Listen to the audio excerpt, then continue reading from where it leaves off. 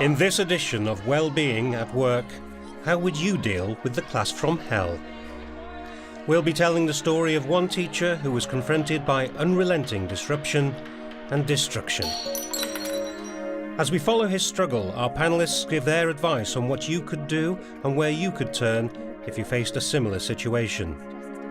The experts are Hannah Essex from Teacher Support Network, Victoria Galbraith, a counselling psychologist, and Richard Gerver, a head teacher turned education and creativity consultant.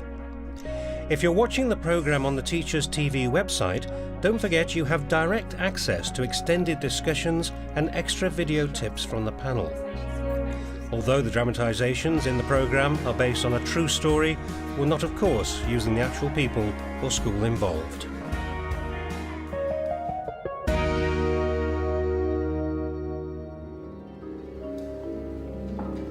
I was really looking forward to starting at my new school. For my first lesson, I'd assigned getting to know each other and having a bit of fun to set up the year.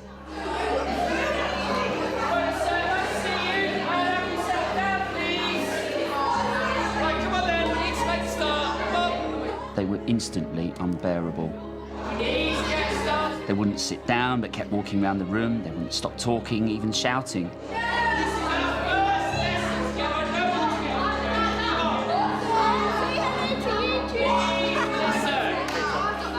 They had no respect for me.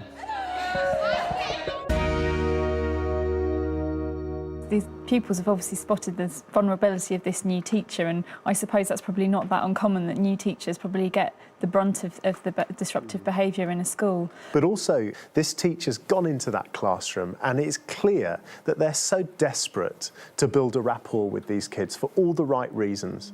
Unfortunately, it's one of the most common mistakes new teachers make when they're first entering the profession or when they're first starting in a new school. They want to be liked, they want to show that they respect the children, and they want to build that immediate rapport. And of course, what often happens is the children respond to that in a way that they think, OK, here we've got a teacher who just wants to be our mate, doesn't have the level of discipline, therefore there isn't that level of respect, and the children often use that. I remember when I first trained as a teacher, one of the first pieces of advice I was given, I know it's an incredibly common piece of advice, is don't smile till Christmas. That teacher may well be feeling quite anxious, and if that is the case, then the pupils are likely to pick up on that. They will sense his fear, unfortunately for him.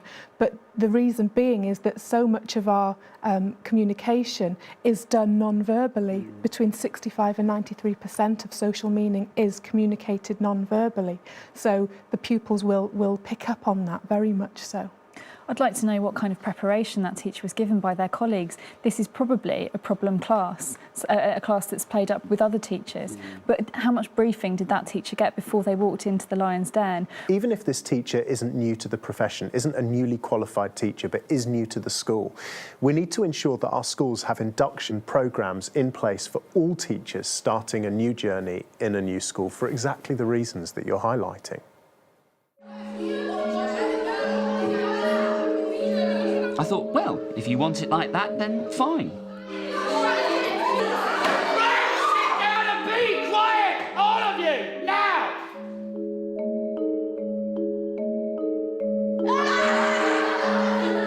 But they didn't react well to me being strict. To be honest, I doubt some of them had ever been confronted by someone in authority. Sit down! All of you! They're not used to anyone, even their parents, saying you can't do that, which basically leaves teachers helpless to control them.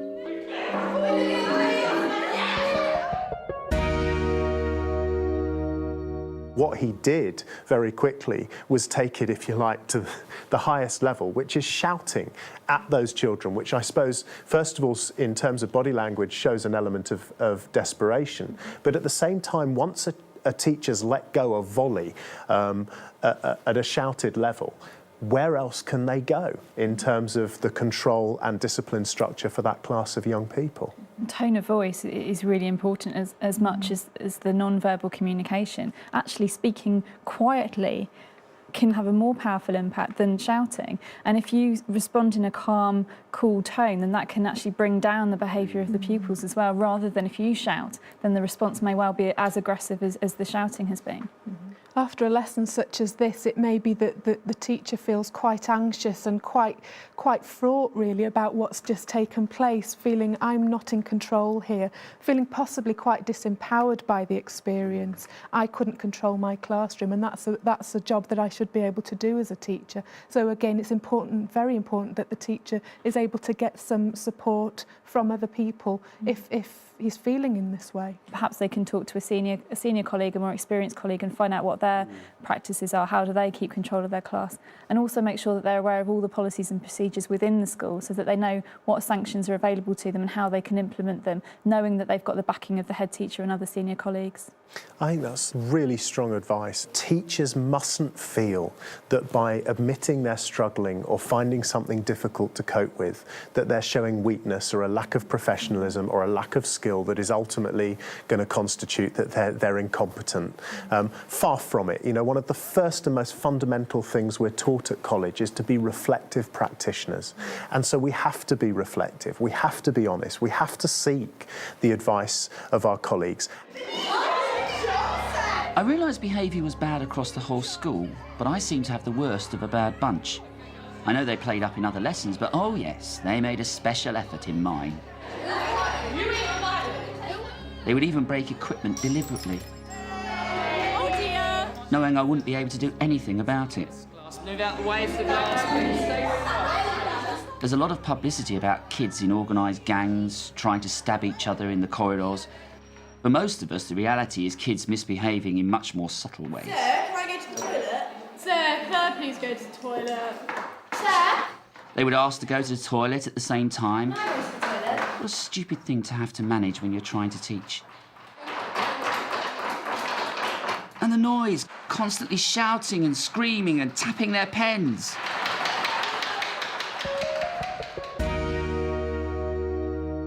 What we saw from the clip there was what might be termed herd mentality or pack behaviour.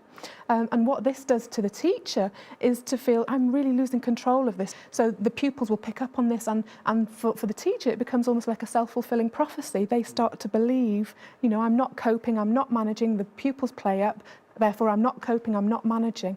And we're now in a position, aren't we, where we've got a serious health and safety risk, actually. We're in a science lab with chemicals, with glass, with some seriously dangerous objects. That objectivity has to click in this teacher's mind that they have to protect those children.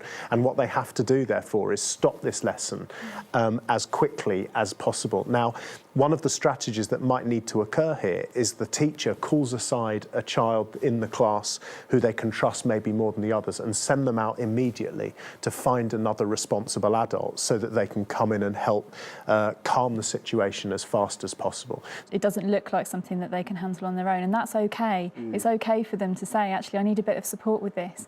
And if someone else comes in, a colleague comes in and backs them up on the discipline side, then that will reinforce the message to those pupils that they're serious about it, and that kind of behaviour just won't be tolerated. And it's not a sign of weakness to get someone else in. It can actually really help the situation. I think also we've got a situation here in terms of holding the school to account. It would be highly unlikely that other colleagues weren't aware through the noise or disruption that was going on in this teacher's class that there were significant problems.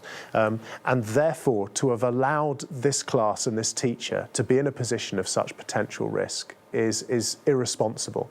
And so there has to come a point, actually, at which the school's leadership and management, both for the well-being of the children, but actually for the health and well-being of that teacher too, decide that this scenario can't be allowed to go ahead. Absolutely. I mean, there is a real legal responsibility as well as a moral responsibility towards the employees within the school, and stress is one of the major factors for why teachers are absent from work, and a strong cause of early retirement from teaching. So it's really important that the school takes that responsibility seriously and recognises this as a risk and really does something about it and supports that teacher through it.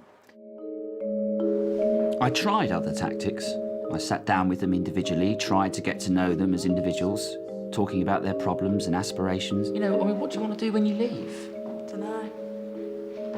No idea? No. Can I go now? But to be honest, the only problem was that they were gobby little scumbags. I don't know why, really, but the school didn't seem to give a monkeys about the problem. I was told it was me who needed to sort it out. If other teachers could do it, then so should I. But I know for certain I didn't even have the worst class. Basically, I used to dread going to work. Sometimes I had to force myself to get out of my car and go in. Then I realised I had to get away and find another school.